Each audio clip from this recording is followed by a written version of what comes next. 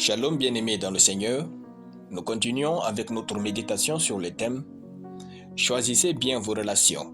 Deuxième partie. Nous tirons notre texte dans Ruth chapitre 1, le verset 14, qui nous dit ceci. « Et elles élevèrent la voix et pleurèrent encore. Orpa baisa sa belle-mère, mais Ruth s'attacha à elle. » Alléluia. La troisième raison pour laquelle nous devons de bien choisir nos relations est plus nous avons de bonnes relations, plus il est facile pour Dieu de nous bénir.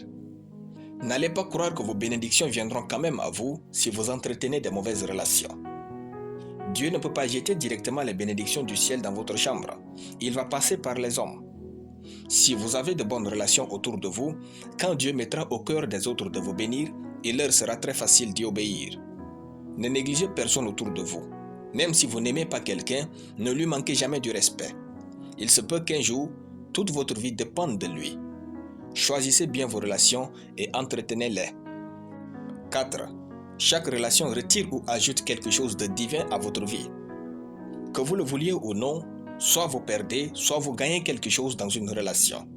Identifiez vos relations et déterminez ce que vous gagnez ou perdez.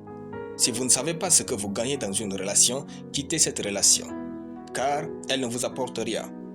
Ne jouez pas avec les relations si vous n'en voulez pas. Laissez-les. Sinon, gardez-les et attachez-vous à ces personnes avec qui vous êtes en relation. Dans notre verset, Orpa a laissé partir Naomi. Par contre, Ruth s'attacha à elle. Naomi n'avait ni beauté, ni fils, ni argent, ni ministère, ni mariage, mais par elle, Ruth a eu son mariage. La relation de Ruth avec Naomi a ajouté quelque chose de divin à la vie de Ruth. David. Ne méprisez personne, par elle, vous pourriez avoir des choses qu'elle ne peut vous donner elle-même. Pour finir, nous vous disons que notre destinée est rattachée à des relations bien précises. Il y a des personnes que si vous les ratez, vous ne réussirez jamais. Notre Seigneur Jésus avait besoin de Marie pour naître, de Joseph pour avoir une vie sauve, de Simon de Cyrène pour porter sa croix, de Joseph d'Arimathée pour avoir le sépulcre, des disciples pour perpétuer sa mission. Cherchez ces personnes dans la prière même s'il faut prier toute la nuit et jeûner. Votre succès dépend d'elles. Ces personnes sont préparées depuis l'éternité, avant la fondation du monde, pour que vous les rencontrez afin d'accomplir votre appel.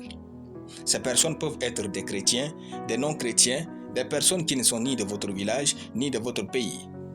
Choisissez bien vos relations. Chaque relation vous propulse ou vous diminue dans la vie. Alléluia. Nous allons prier.